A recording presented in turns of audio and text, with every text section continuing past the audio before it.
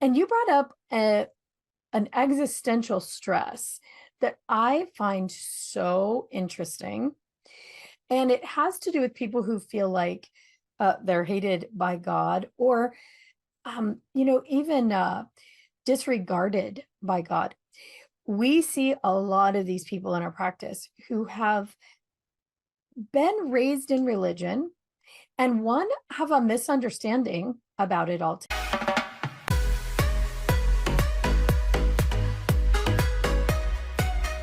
Hi, I'm Liz Larson. And I'm Bill McKenna. And together, we created the Cognomovement system. And we'd like to welcome you to the New Life Perspectives radio show, where we're going to be sharing with you tools, tips, and ideas that are going to change your life.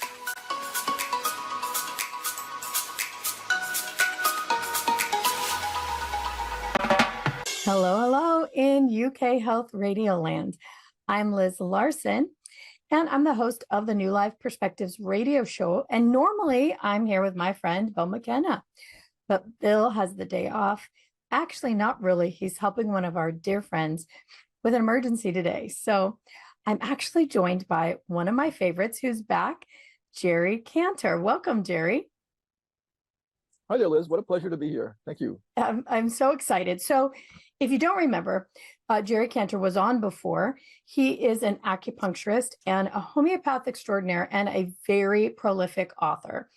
And I am so just excited. I know I said that word before already, but to talk to him about a brand new book just out. I just heard that it's out in audio on Audible for many of you who like to listen that way. And it's called The Emotional Roots of Chronic Illness, Homeopathy for Existential Stress. I love any book that has the name existential in it, the word existential. But tell us about some of your other books, because you really are a prolific author. And you said this is sort of a sequel to another book. Yeah, it's 20 years after the fact. It's a sequel to my first book, Interpreting Chronic Illness, the synthesis of, the convergence, I should say, of traditional Chinese medicine, homeopathy, and biomedicine. And in that book, I used the principles of five-element Chinese medicine, also called five-phase theory, as a template on which to model the homeopathic remedies, and then deconstruct chronic illness pictures in terms of that, so that I can make sense of them. The idea here is that chronic illness, I have an adage that acute illness detoxifies us, but chronic illness informs, provided that you can interpret the symptoms. When you can interpret the symptoms, which is the body's language for explaining that it's expressing that it's got an existential problem, then you make sense of the illness with someone, which is great in itself. You put it in the context of their life, and then you can prescribe for it with remedies which have these existential themes embedded in them.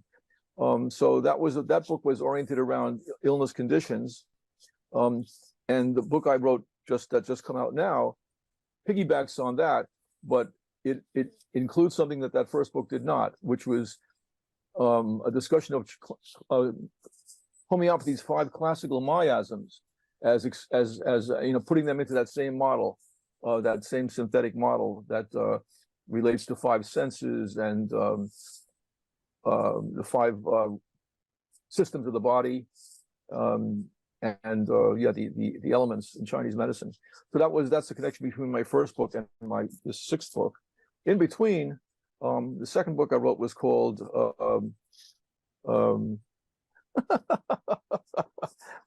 The Toxic Relationship Cure, which is using homeopathy to address the traumatic effects of having a bad parent, someone who's belittled us, or working, in a toxic boss, or a friend, someone who's betrayed us, lovers. We get into all kinds of trouble with lovers, and also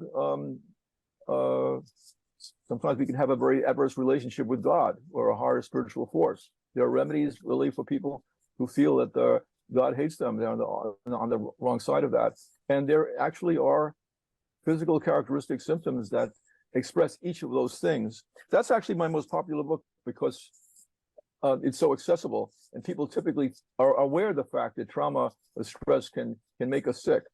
So usually when homeopaths talk, and they confuse people by saying, well, you've got to take your whole constitutional picture. Like, I'm not going by diagnosis. This particular book is an entryway to that way of working from a familiar standpoint. The traumas that we experience at the hands of someone who's overburdened us. And so that's the second book. Then the third book I wrote was called Autism Reversal Toolbox. And that book actually got censored early on. Sure, I'm You're sure. not supposed to even put the word autism in a book. And that contained case histories of my treatment of autistic cases and pretty much everything I knew at the time in terms of what one can use homeopathically and other resources too in trying to get an autistic child off the spectrum. Then came a book called Hamisher Homeopathy, the Schmendrick's Guide to Remedying Yiddish Kvetches, which I wrote under a pseudonym. How fun! And it's a lot of fun. It's a serious book in disguise, using Yiddish expressions as rubrics. So it actually talks about 150 different homeopathic remedies using cartoons and Yiddish stories and the rubrics themselves, which are so colorful and so exact. It's actually a good teaching book, but it's on the whole, people have not read that too often because it seems to be too Yiddish for the homeopathic crowd and too homeopathic for the Yiddish crowd. Oh, that's funny. It's still a very good book, and those who do get into it really do enjoy it. Then came along Sane Asylums, the success of homeopathy before psychiatry lost its mind, which is an important book, I have to say, because not just because I wrote, not that I've written it, but because no one else has really taken a look at this the important chapter in American medical history, which involved the creation and success of these utopian mental hospitals, which had homeopathy at their core. They were self-sufficient farms. They offered all kinds of moral care benefits to the clientele, and that their success has been really effectively squashed by the pharmaceutical profession, industry, and American Medical Association. So that needed to be brought to light, and it could only have been written by a homeopath, I would have to say. Other accounts around that era are so biased, and like Martin Kaufman's book on homeopathy as a sect and a heresy that Johns Hopkins Press brought out, and has done a lot of harm to homeopathic awareness. And then this last book, the Emotional Roots of Chronic Illness, which I say, as I said, is a sequel to my very first one, and that's the one we'll be talking about today, I think.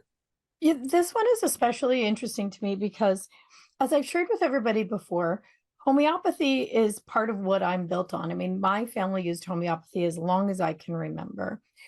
Not in the same way that, Jerry Kantor as a homeopath, a trained homeopath, would use it, but more in a way a lay person would use it. My mom literally saved many, many lives. And then after that, so have I, actually, using homeopathy for simple things just like to stop stress or a bee sting, things like that, anaphylactic shock. I've saved cats with knowing how to use arsenicum with a cat who had gotten rat poison from eating a rat that had ingested rat poison. So there's many, many things that can be done with it. But I'm particularly interested in this because not only am I built on it, but Cognomovement, our system, is built on many of the ideas around homeopathy because, that's part of my upbringing. So let me see if I can put it into some layman's terms. One, I want to say that what you said about that acute illness, like a cold or the flu, is a detox, makes perfect sense. And that chronic illness is information or data, also makes a whole lot of sense. And in our vernacular and homeopathic, functional homeopathic, is that the body, something has happened to the body. In this case, we're talking about traumas, things that a body has experienced, that then the system, in our language, is the nervous system, but the whole system is putting a lot of attention and energy into. So homeopathy would then, the right medicine, right homeopathic, would then address that and help the system to auto-correct itself, to stop focusing its full attention on that thing that happened. You use the word existential, meaning something that you really can't like put your finger on specifically. Like we tell a story about a person whose life was ruined over a popsicle.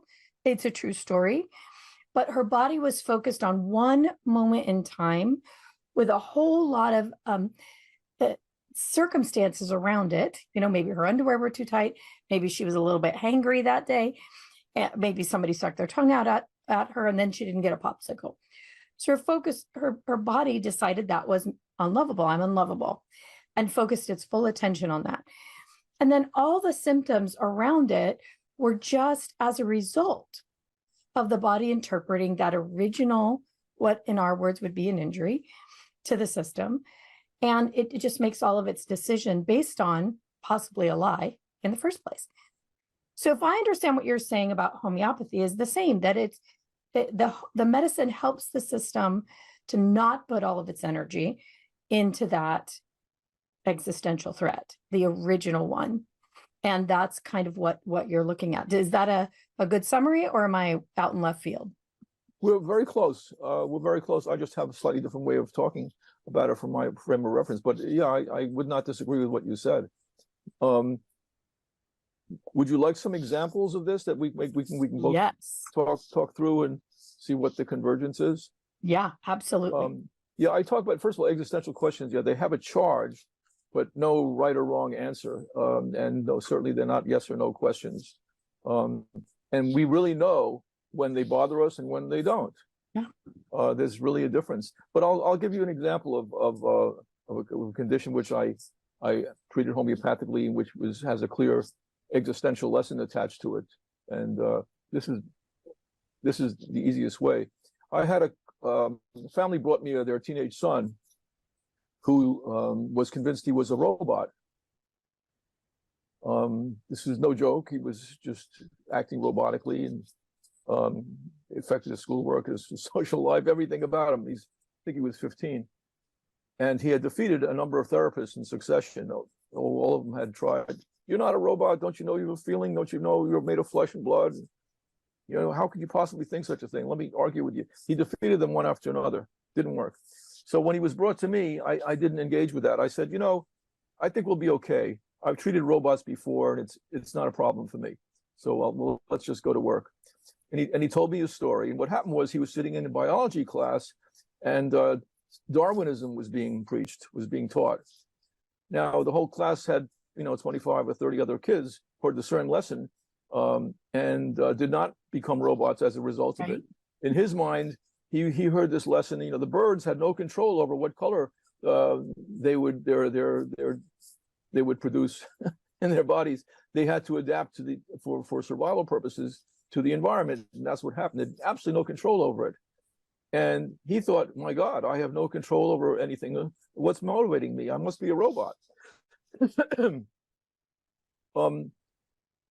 I didn't stop right there and say, oh, you need this remedy. I went into his case history and say, well, this didn't happen out of the blue. As 25 other kids this did not happen to them. Why did this happen to him? And in his background, in his childhood, he was belittled. He was taught that by his parents. He was taught that love is conditional. All kinds of demands were put on him. He had very poor self-esteem. And that in itself suggested a prime remedy in homeopathy called thuja, which is made from arbor vitae. It's a plant. And we homeopaths know this remedy fairly well, although it constantly fools us because people who need that are such masters of disguise. They're such chameleons. They put up a very effective front. And you have to be experienced to pick it up. Thuja is a remedy that brings to life a famous Groucho Marx joke that he would not join a club that would have him as a member. So it's all about self-deprecation.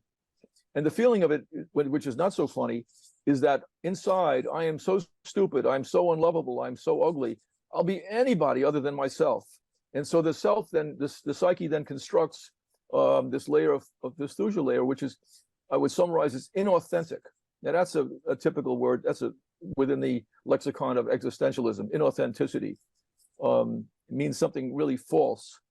Now, so people who need thuja, they simply cannot access their self-interest. You know, most of us, if we're confronted with a choice or have to make a decision, we can kind of ask our gut, is this good for me? Is this not good for me? And we come up with an answer. We do something that's in the realm of what's right for us. A thuja person not only cannot do this, but in place of that, the psyche produces a tremendous amount of what I call mental gymnastics, overthinking something and going into some crazy direction. This is an example of it. I'm a robot. He convinced himself, I have this, I have that, I'm clearly not suited to be a human being, I'll be a robot.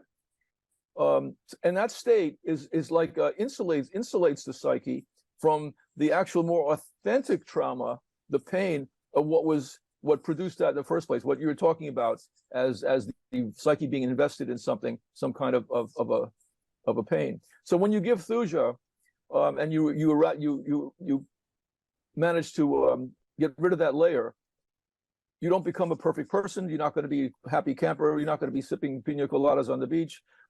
It will uncover the pain of something that's closely related to that, but the person will then experience authentically.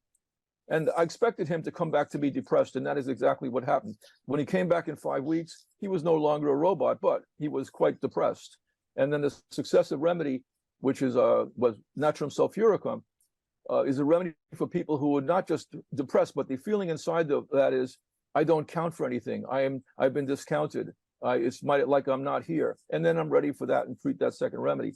So you can sort of see how both of these remedies embody an existential question.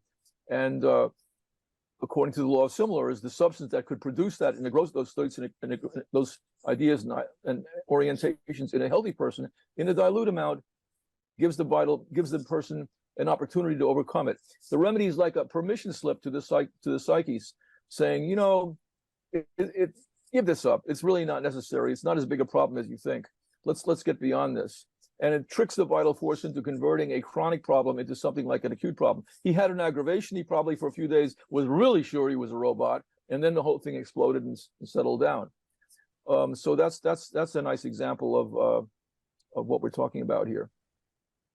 Yeah, all of that, it's an incredible thing. And it's time that we need to take our break. But when we come back, let's break it down even just a little bit more. I think that it's an idea for most people that is really foreign, that there is a thing that your system is paying attention to, and that's the source of a chronic illness. So let's break that down even a little bit more. For now, let's hear from the good folks at the UK Health Radio Network. UK Health, take it away. And we're back. We're talking with homeopath and acupuncturist Jerry Kantor, and prolific author, about his book, The Emotional Roots of Chronic Illness, Homeopathy for Existential Stress. So we're talking about the idea that the system, a body, is focused its energy on one particular moment in time or a season, a time that something that the body experienced, that it now puts all its energy into and creates strange symptoms around it. So you were telling a story about a boy who thought he was a robot and that he'd defeated all of the therapists. So when you go to a therapist, you're talking to them with your logical mind about something that is absolutely not logical. And it's not the logical mind that's even handling the issue. In our vernacular, we know that what would be used, the term would be the subconscious, which we really say is the nervous system. The nervous system is functionally acting out, doing the acting, doing the doing. So, and creating the reason that a person thinks. But homeopathy goes in and sends a different signal. Would you be able to tell us a little bit about how does homeopathy send a signal to create change? Yeah, let's see if I can even answer that question.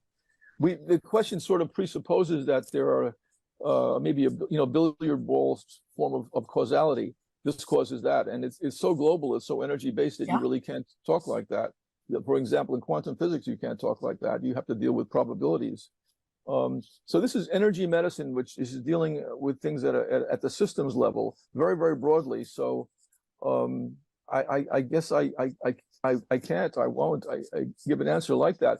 It's more like what happens is when a homeopath takes a case and identifies a particular remedy state that relates to a substance, that substance represents, I would say, a consciousness in the universal Jungian collective consciousness, and it kind of pulls down an archetype that puts all those things together.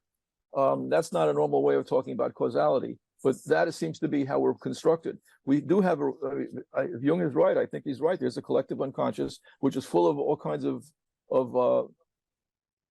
icons or avatars, things that summarize our state, and the psyche inhabits those for a period of time.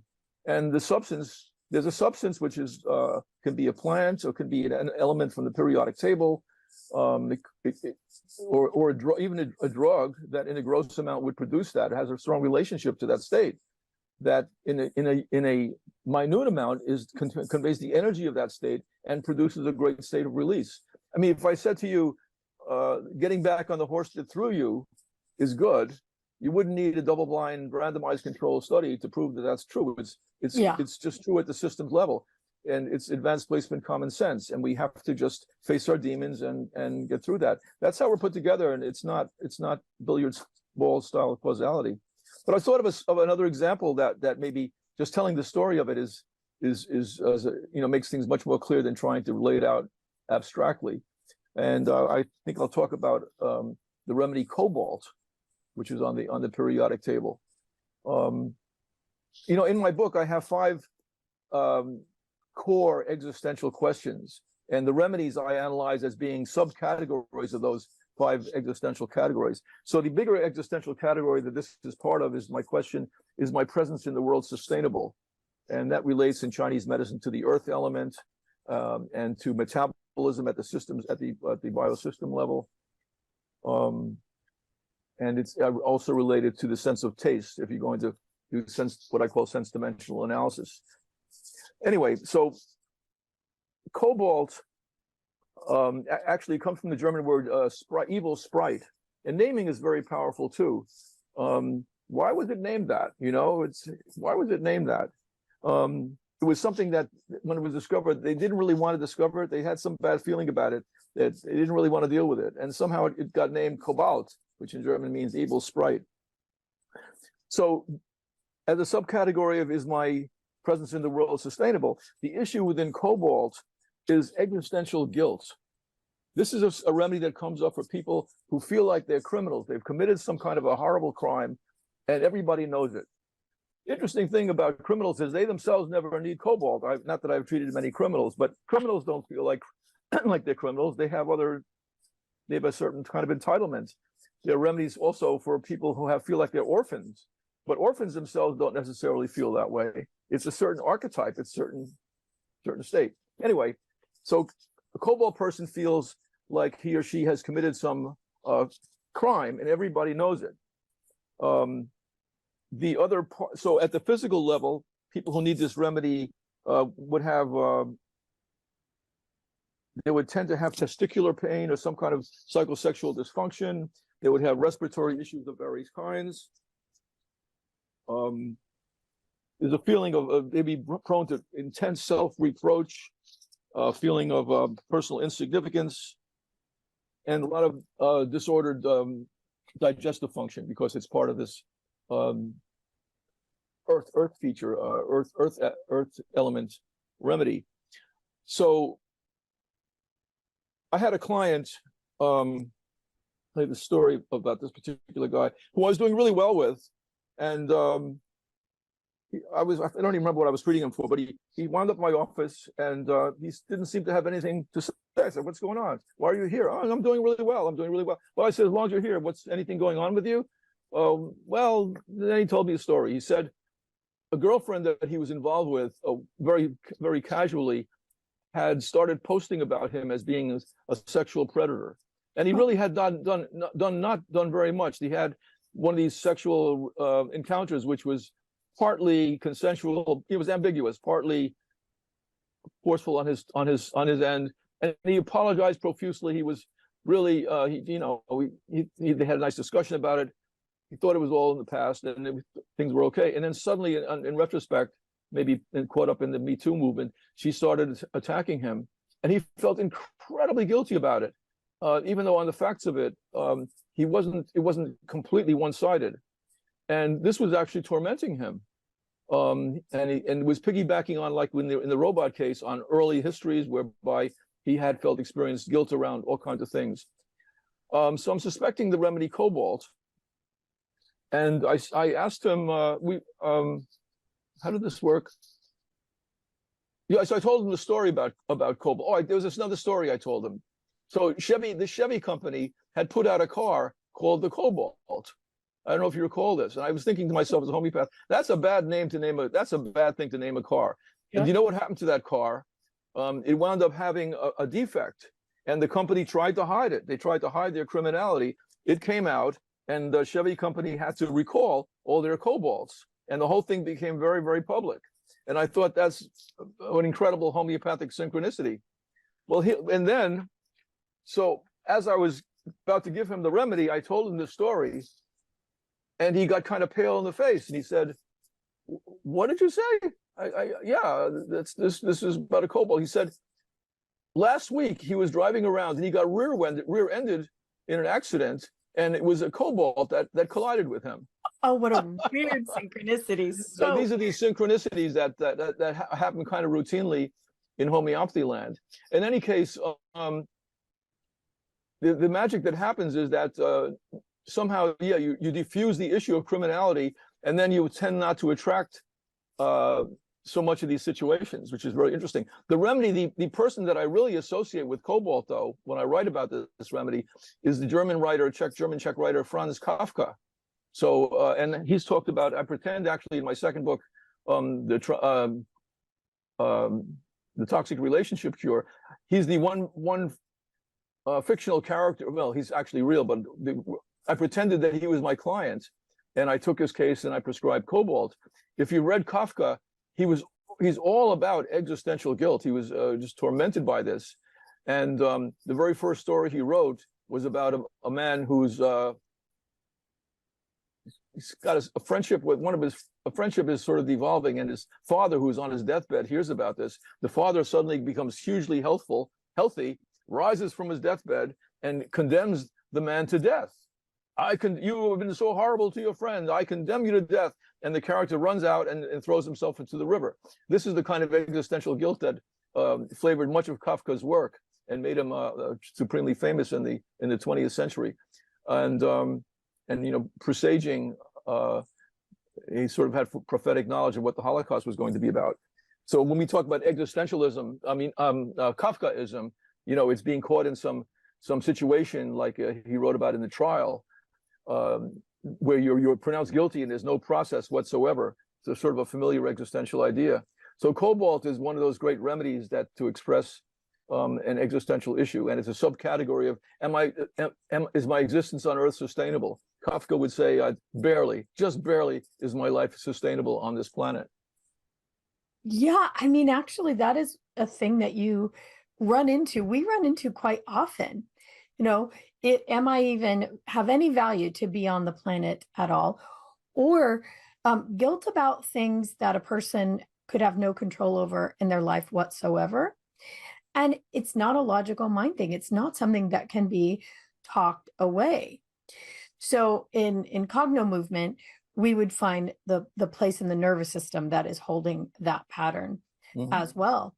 And it sounds like this cobalt remedy would be the thing, maybe an equal in a way to finding and correcting the overall system pattern. Is that right? Yeah. I've personally gone through something like what you described in biofeedback treatment, which is also dealing with my issues at that particular level, just trying to harmonize this disjunct in my brain map. And it was very much like taking a remedy.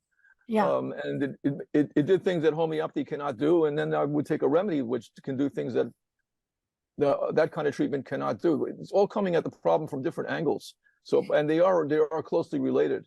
To say in acupuncture, you can lie on the table and have a lot of points put in to quiet your spleen, or discharge some of the grief that's lodged in the lungs. But it's deeply relaxing on that point. But you have to have a lot of acupuncture in order for that lesson to take hold.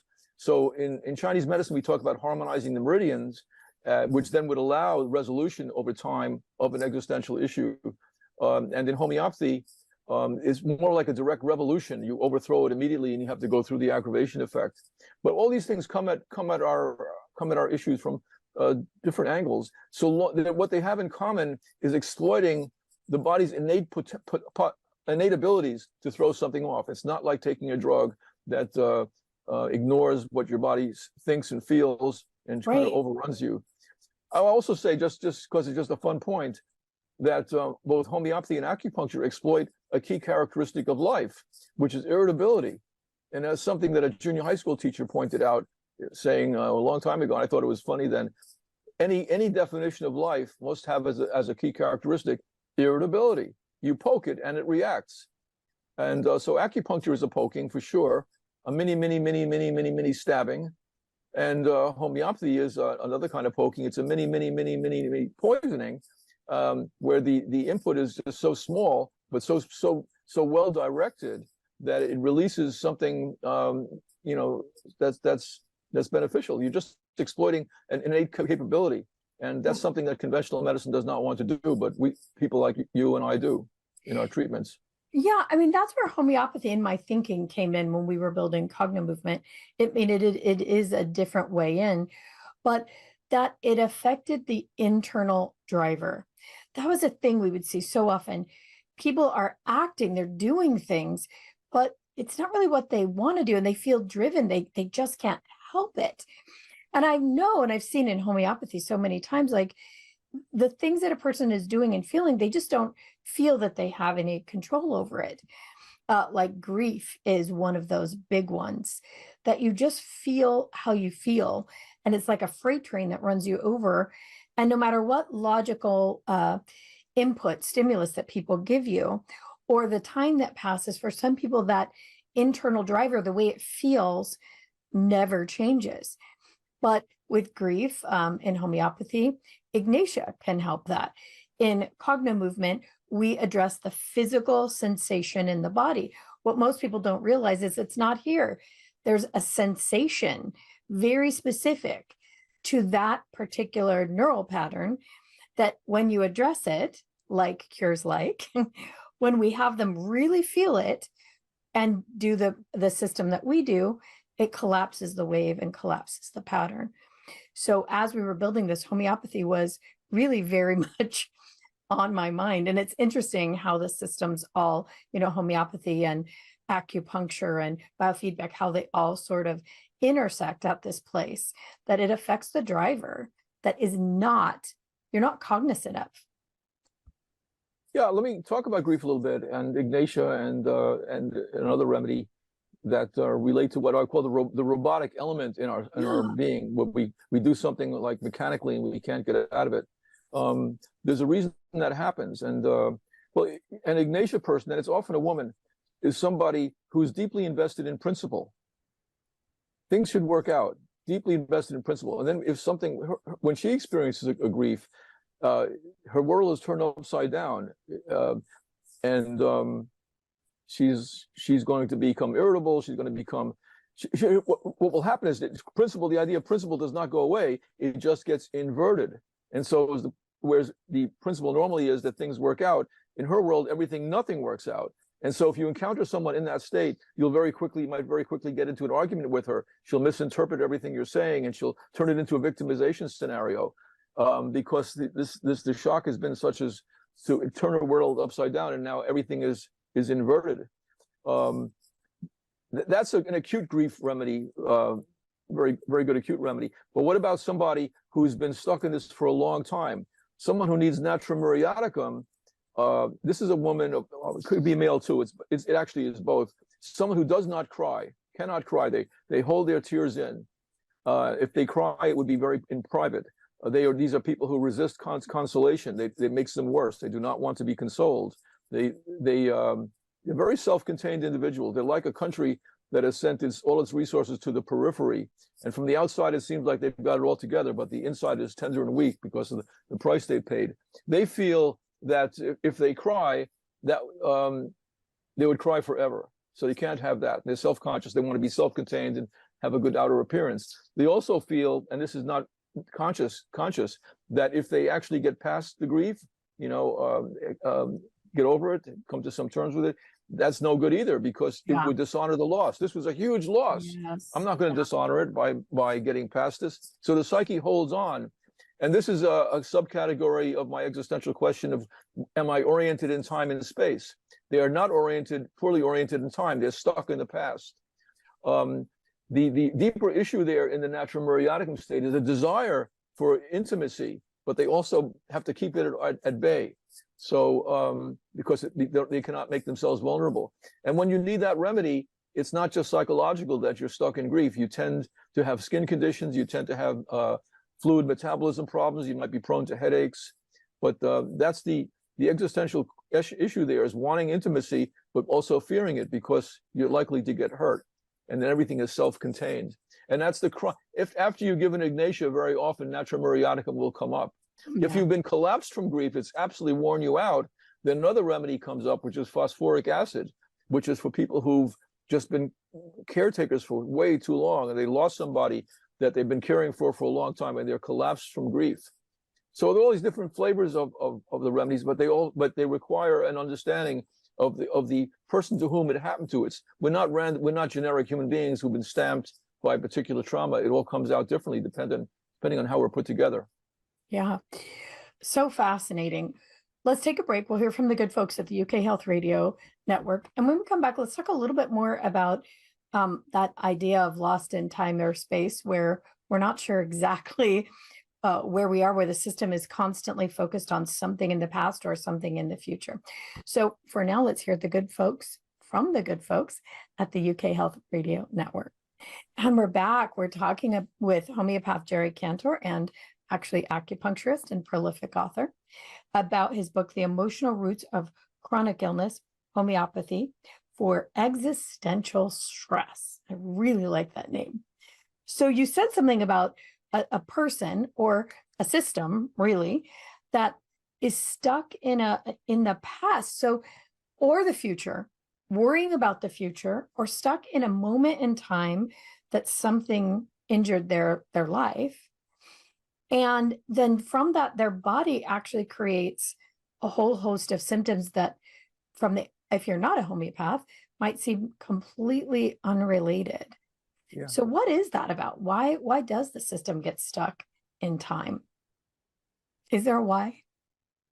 There's a why. It varies quite a bit. I mean, when you create a philosophical system, a cosmological system, you create general categories which have they're mutable. I mean, they're not cast in stone. So I created this category around this question: am I oriented in time and space? Which in Chinese medicine is the element metal. It relates to the respiratory system, and we can sort of see that grief and the lungs are closely related. Also, the skin in Chinese medicine, the skin and the lungs and the large intestine and the skin are all this part of the same dynamic. But again, I'd maybe do better off if I give an example where how all these things are connected, being disoriented in time and space, one or the other. Actually, give quite a few examples. Maybe I'll talk about sepia. Do you know the remedy sepia, Liz, at all? Yeah. Yeah. So I'll break it down for you. So that's made from ink of the cuttlefish. So the cuttlefish has this trick when it's being attacked, that it spews ink into the water. So now the predator can't see the cuttlefish. Thing is, the cuttlefish probably can't see where it is either. And so the issue, the existential issue there, well, the problem there is, the metaphor is that the waters are muddied. The waters are muddy. I can't see you, you can't see me. I don't know where I am. I just don't know where I am. Sepia is a major remedy, principally for women who don't know where they are in life. They've just, There are 5 gateways to that remedy, classically, I would say, where, which involve your psychosexual identity. They're a bigger deal for women than for men. The first, getting your period the first time. Men have nothing like that. Although they would, when boys become reproductive, it's a more gradual process, not quite as dramatic as it is for girls who suddenly have their panties full of blood and they've got to go to school. Yeah. So that the first sexual experience, being married, being pregnant, and then going into menopause are very, very dramatic. Turns into B experiences. They completely change your identity. Those transitions are not necessarily easily negotiated. If they don't go well, you don't quite know whether you're, a reproductive woman or barren. Suddenly, it's confusing, and it's like you don't quite know where you are in life. When I want to give that remedy, one of the questions I ask is, "Hey, where are you in life?" And if I get a long pause and someone says, "I don't know," that would be a confirmatory for sepia. But it's basically, it comes down to other things. Being caught up, having been really brought down by past resentments and disappointments. At the same time, someone who needs sepia, what's this based on? Is someone who Aretha Franklin or Carole King would write about as being a natural woman, someone who's naturally invested in the future, who likes to dance, who likes nature, but goes down fighting. She doesn't want to give up. So she has it both ways. And there's a half-heartedness throughout the remedy state. There's a incompleteness. It's a stagnation state. And I'll boil it down to even a more specific expression. They feel that hope has become toxic. Now think about that, hope becoming toxic. Even people in the craziest circumstances will always feel hopeful. Even if you're on the gallows, maybe you think you'll hope that going to the better place. But when hope itself is toxic, here's what happens. The psyche says, every time I hope for this relationship, every time I want something to happen, I get bitten in the rear end. It's just not working. I'm going to stop hoping. So I'm just going to shut it down. I'm going to stagnate. And the stagnation symptoms of that remedy are, after she eats, she suddenly bloats. She feels apathetic and flat. She still wants to dance, but just everything is stagnated. It's as Chinese medicine is. It's a stagnation syndrome. So yeah, the remedy frees her from that.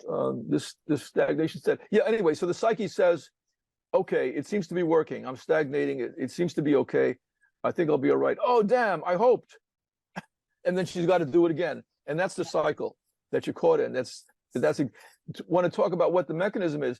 The mind, the psyche, has this kind of energy that produces polarities, what I call a radical disjunct in my book, where two things which are opposite, they should cancel each other out because the issue can't be resolved. Instead, polarities are created. So sepia is a state, to sum everything up again, where somebody feels that they don't have any orientation in time. As a matter of fact, one of the characteristics of this lack of orientation is misspeaking. They'll actually mix up syllables, things will come out funny, all is expression of exactly the same issue. They'll be sarcastic. Sarcasm is a way of having it both ways. The stomach is sarcastic. She'll take a few bites of something and reject it. It's like the stomach is saying, yeah, I really needed that. I really wanted that. Everything is half-hearted and sarcastic. There's one single idea, and that you can relate very directly to the ink of the cuttlefish in some magical way that homeopaths have discovered from using that remedy so often. And when you take the remedy and you graduate from it, again, you don't become a generic person, but you find that you are able to do something that you couldn't do before, and you have this sense of direction. You get your mojo back, something you can do that you thought you would never be able to do again, and other things come up as you peel away the layer of that onion layer. Yeah, this is so interesting. I see so many women in my own practice who are at different stages of life, and who what you're talking about is exactly right. If in our society we had more support for that, the transitions of life that women go through and what they mean, and this whole getting married thing for women nowadays, recently, this is what's been on my mind, because I've seen 3 of these women who, there's a sense of giving up part of your power, a sense of maybe now someone else has control of your finances or your future or a million different things. Yeah. And because of many of our religions, women go, or just our society, we go in giving up some of that power, letting someone take, the headship principle over. And then years later, now you've got a woman who is chronically ill. And it's one of those people that comes and says, I've been to every kind of practitioner there is, and nobody can find my problem. Because the problem really is that at this point in life, they don't know who they are and they have no idea how to get back to who they are, or maybe they never figured it out in the first place. And they're at an age of maturity where there's an inkling of who I really was supposed to be on the planet, but there's no power to get to that place because we've given it all away. It's it's one of those things that's almost maddening when you see it. We can help with it for sure. And it sounds like sepia is one that could help with those transitions as well. But then for women, there's many other times, like you said, like menopause age, that coincides with many people for retirement, begs that existential question again, who am I? And when do I get to be who I was meant to be? For women with children, you give a lot of your life force to children. It's about them, not about you. It's about your husband, not about you. So for women specifically, this is a big deal. And we see women again and again and again with chronic illness. I saw a woman just the other day who had a chronic bladder problem, hip problem, thyroid problem. And in the end, that's what it was about. Yeah. And being in a place where she was ready to really grow, a maturity level, about 35, ready to really grow and become herself, but no idea for how to do it. So it was almost like her body, this is it. It's a way for people to understand, but I don't think it's true. Attacking itself a little bit. Way I explain it is the body's going, hey, excuse me, there's an issue. Pardon me over here. If you're not paying attention to that one, we have an issue. Houston, there's a problem. And the system is information. Like you said, data. Hello, hello, hello. We need to create a change. So we're actually at the end of our time for UK Health Radio. I'm wondering if you'll stay over for an extended question where we could really dig into something you mentioned before, where people feel as though they're not accepted by God, or maybe God hates them, or God's mad. Do you have time for that? A few extra minutes? I can do that. I can do that. Sure. Okay. So everybody in UK Health Radio land, what you can do is anywhere that you like to find your podcasts, iTunes, Spotify, anywhere, look for the UK Health Radio Network app or program, and you will find us, the New Life Perspectives radio show, and you can hear the rest of this conversation. You can also find it on the YouTube channel called Cognomovement, and then you can see both of our faces and hear the rest of it. So for now, I want everybody to be 100% sure that they can access this book. So one place that you can get The Emotional Roots of Chronic Illness from Jerry Kantor is Audible. The other places are where, Jerry? Well, if you just Google the name of that book and my name, Simon, it's distributed by Simon and Schuster. So Google Emotional Roots of Chronic Illness, Jerry Kantor, and go to the Simon and Schuster site. But it's also available on Amazon. It's all kinds of places. If you buy it, take the time also, and if you like it, to write a review for Amazon, so that the trolling versions responses can be offset, and they always exist. But it's in libraries too. It's everywhere. But do purchase the copy. I think you'll like it. The Simon and Schuster site would be a good place to go, and you'd also find my other book there, Sane Asylums, The Success of Homeopathy Before Psychiatry Lost Its Mind.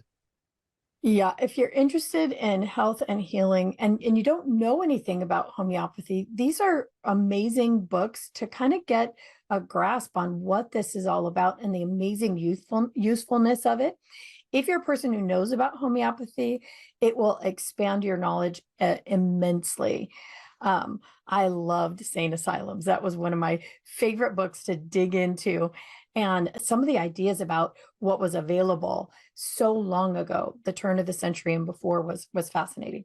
All right, for now, let's say goodbye. Everybody, if you want to hear us on the extended radio, I invite you to join us there. So for now, thanks so much, Jerry. Thank you so much. Okay. What a pleasure.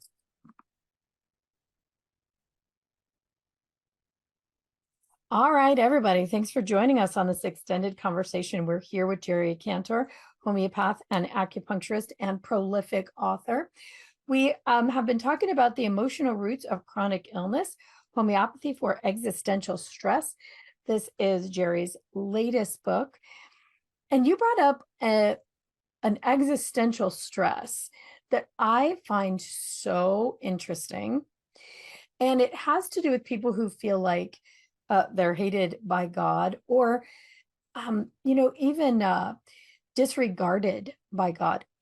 We see a lot of these people in our practice who have been raised in religion and one have a misunderstanding about it altogether. My husband was one.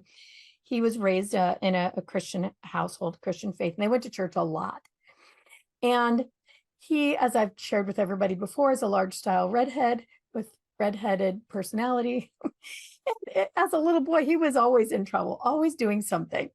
And he told me that he would actually consider whether or not the thing he was about to do that he knew was wrong was worth the punishment he knew he would get.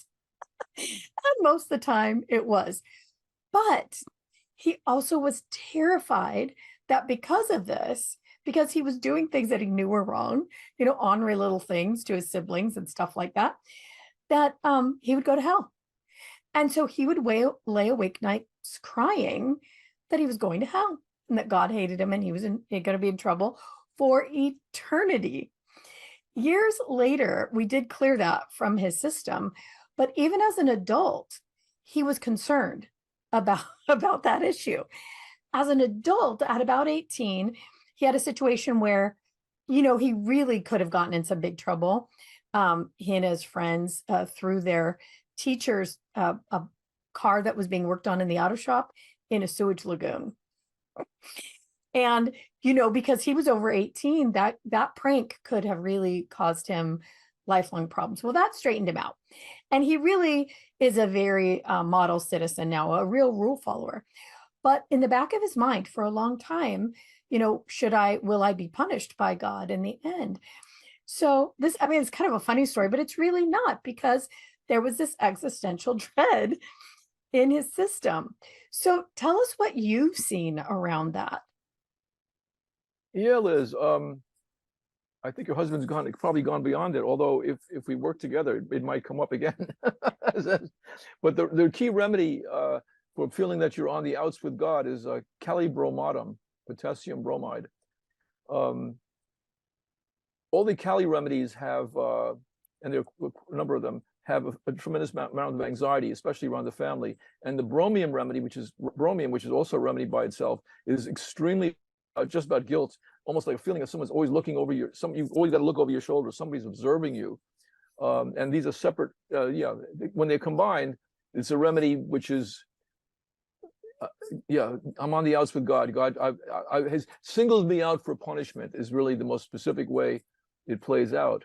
And I don't think I've ever given that remedy where someone has not had something of a fundamentalist religious background.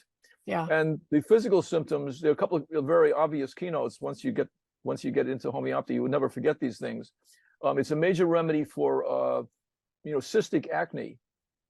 Oh, interesting. So again, that feeling of I'm so unacceptable. I mean, one of the plagues of God, right, is to afflict boils on people, right? It's one of the. So this is actually coming out in the face. They've been plagued by God. The other one is wringing of the hands. This is not random. When I've seen someone doing that, even if I never suspected this remedy, I'll start to ask, what was your childhood like? Were you religious? What was your training? I can't ignore this. Lo and behold, this will come out. This feeling, you know what this is? If you think about these things a little bit, you get this is this is prayer that has lost its structure. It's your prayerful attitude. Suddenly you can't do it. It's in turmoil. Your prayerful life is in turmoil. What else? It's also a remedy for intense sexual guilt or overuse, too much sex. Again, stammering, dyspepsia, bemoaning your own fate. being remorseful and melancholic. Those would all be the keynotes of the remedy Kali Bromatum. That strikes me as a lot of things that happen in puberty, and a lot of reasons. Like, we're ashamed because now sexual feelings are coming up. We're ashamed. Yes, it could very easily come out then. That's right. Like a person that maybe we're not supposed to. I mean, so many of those things that you are talking about happen in that puberty stage. It's so interesting.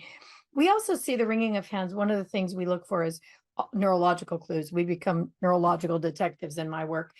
Is, you're really protecting the solar plexus area. It often happens, down here, right at the belly, closing the circuit and protecting too, keeping oneself in a way safe. Does that fall into what you're talking about as well? That's an interesting observation. I would say that's valid. I hadn't thought about that, but yeah, that would make sense. All these things do play into it. What was I going to say? But by the way, back to the puberty thing. Yeah, if you grow up in a fundamentalist family, suddenly this issue around sexuality would explode. I imagine at that time, the family getting extremely anxious about you, getting pregnant, or falling into that. It's a very, very inflamed part of your development at that particular time. So this remedy sage could clearly emerge exactly at that time. Tremendous guilt because so much secrecy and shame around with boys having nocturnal emissions and girls having a period. Oh man, even though it's amazing, everybody goes through this, and yet everybody still prone to this same existential problem, and we all feel we're totally alone and isolated in it. And it's the most natural thing. It happens to every human. Puberty happens to pretty much every human. I'm sure there's people that it doesn't. I don't know, that would be weird, but it happens to everyone. And somehow it's as though, like you said, you're completely alone. And in your religion, in Abrahamic religions, you're unclean when you're on your period.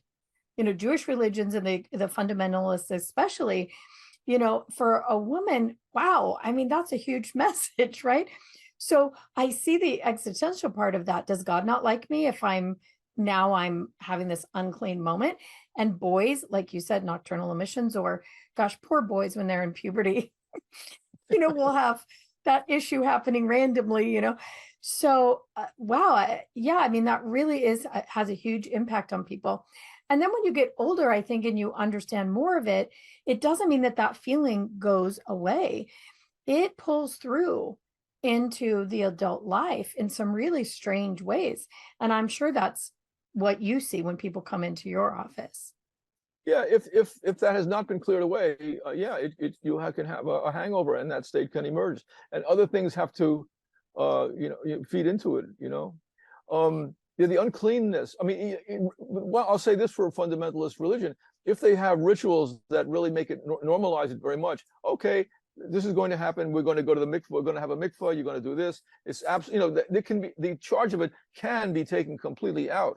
If the parents say, we expect your bed to have like these stains, this is totally normal, that would be diffuse it. But if you have no clue about it, and suddenly boys get this is unclean. Oh my God, I made this stain in the mattress. Everybody will see this. What does it mean?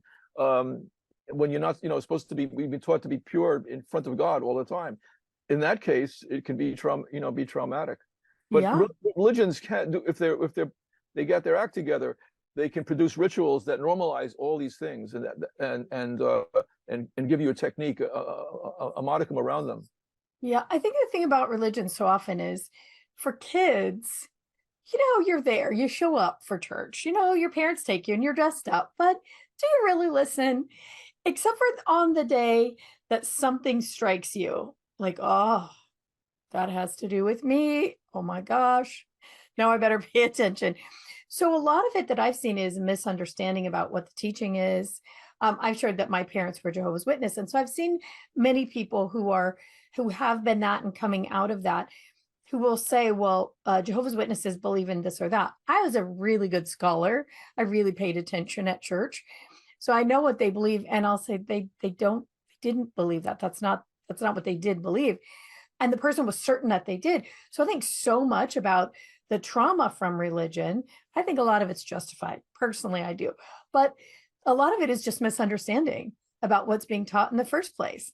We just you know, as kids, it's hard to pay that much attention to such Yeah, heady yeah, ideas. yeah, yeah. Yeah, interesting. So what other things happen with that? With people who think you know, they're out of league with God. So does it have to do with people thinking if I'm good and I pray and I'm doing all the right things, that all the good things should happen to me, and then something bad happens? Is that a part of it? No, I think there's nothing, nothing of you know, in the realm of consequence that can get Hmm. you out. You just have good days, you've got bad days, but anything going wrong will probably be a sign from God that Ah, I you're see. not worthwhile. It's more another term, old language would be moral depression. There's Mm. a couple of remedies that have this. Another one is Lilium tigranum, which is a feeling that your salvation is at stake. And these are women who really feel, mostly it is women, unfortunately, that have felt that they're really they're sluts, or they're they're completely unfit. That's a state that's different from Kali Brahmatum. In the old days, they would tear their hair and curse and be complete hysterics. Lilium tigranum would come up for that, but the feeling is of being just completely unfit. It's not that God hates you; they know that there's something really wrong with themselves, and it comes out in this tormented kind of a way, with cursing and tearing your hair. Um, Even though we don't have that kind of a devout situation anymore overall, the remedy, we have to kind of look at it differently. And rather than pulling their hair, it might be a remedy for people who pull out their eyelashes, that kind of thing, trichotillomania, I think it's called. So what there definitely are remedies. I mean, I think of all remedies as being having a spiritual dimension. It doesn't have to be like the fundamentalist, you know, male God. It's just a feeling of having some kind of a spiritual crisis is what converts a normal trauma or challenge to our wherewithal into something bigger. I consider homeopathy to be spiritual forensics. It's teasing out, like what you're talking about, what the issue is that you cannot answer, you cannot deal with at the talk level. You know. By the way, one more remedy, although this is not about religion so much, but about, you know, not knowing who we are, losing reference. Of tremendous importance is Illumina, which is about the compromise of the will, where people have been not like their choices, have been forced to do something they don't want to do, and it's a major remedy for both Alzheimer's disease and also for multiple sclerosis. Multiple sclerosis, paralytic conditions. Our hands, in Illumina state, will become numb or tingly or lose their power, because their hands is how we manifest our will in the world. This is our interface. And if our will is not manifested, this is the inverse of the idea that we're human beings. It's more like the idea we're human doings. We are what we Uh-huh. do. And if we can't do it, then our hands lose power. And so Illumina comes up very much. You know, it was a time back in the 70s, I think, aluminum was really implicated in Alzheimer's. Yeah. And so there is something to that. So it's a loss of reference, because we feel we don't know who we are, because we don't know what we do. We've been forced not to do something we don't want to do. So that's the same issue around identity that pertains to this idea of where am I?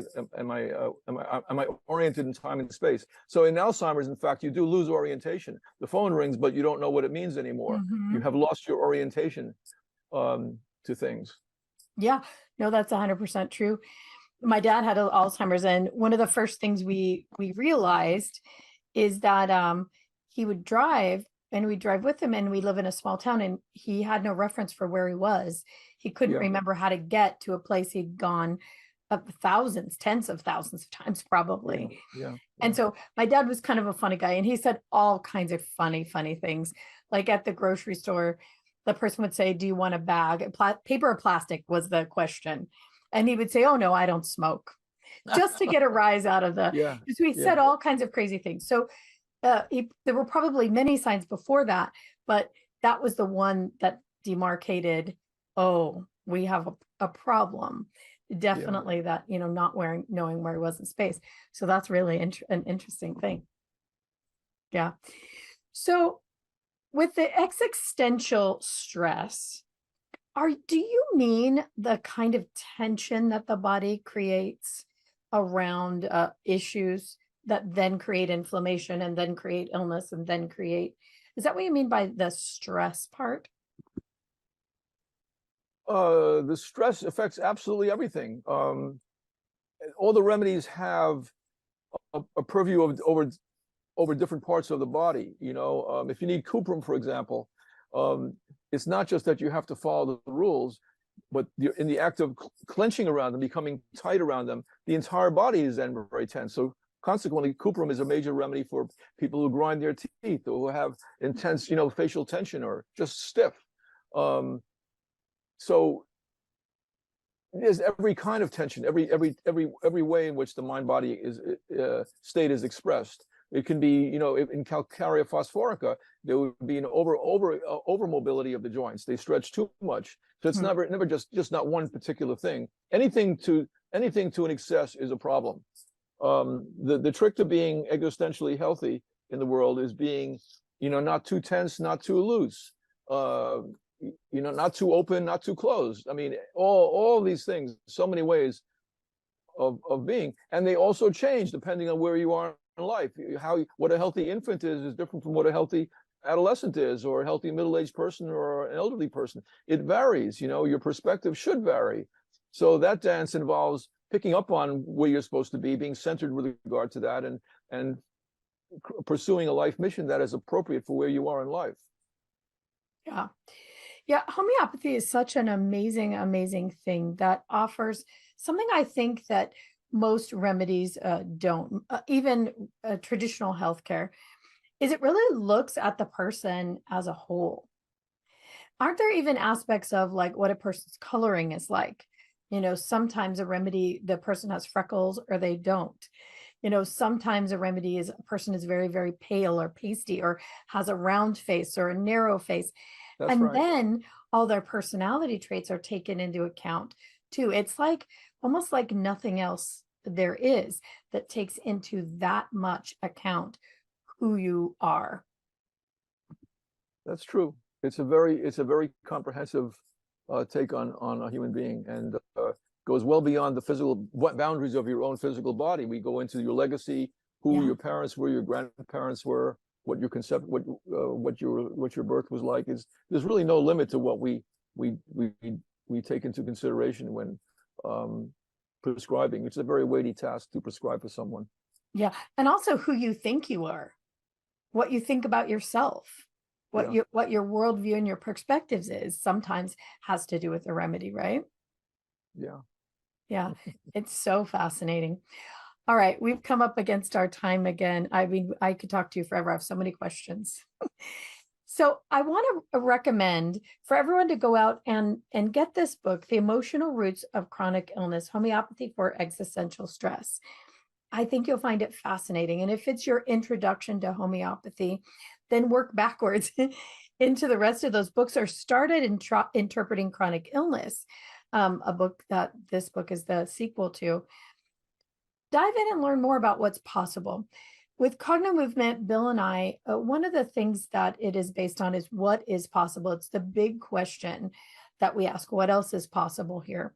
It's about getting out of what is or what you think it is and opening to something else. And homeopathy is one of those things that really opens into a lot of something else's.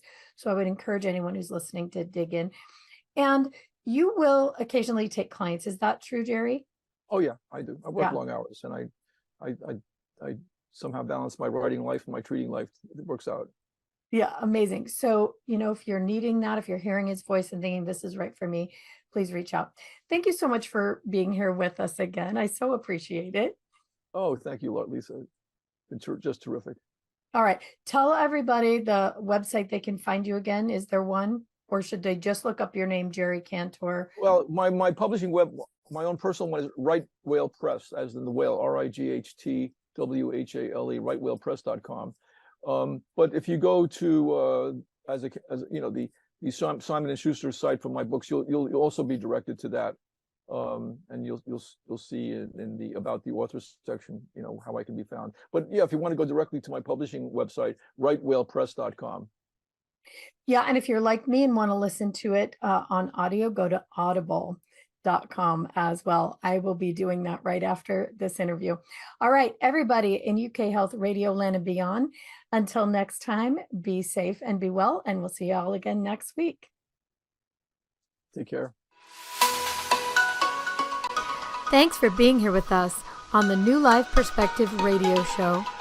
For more information or to find out more about the work that Bill and I do, please visit us at cognomovement.com or email us at info@cognomovement.com. See you again soon.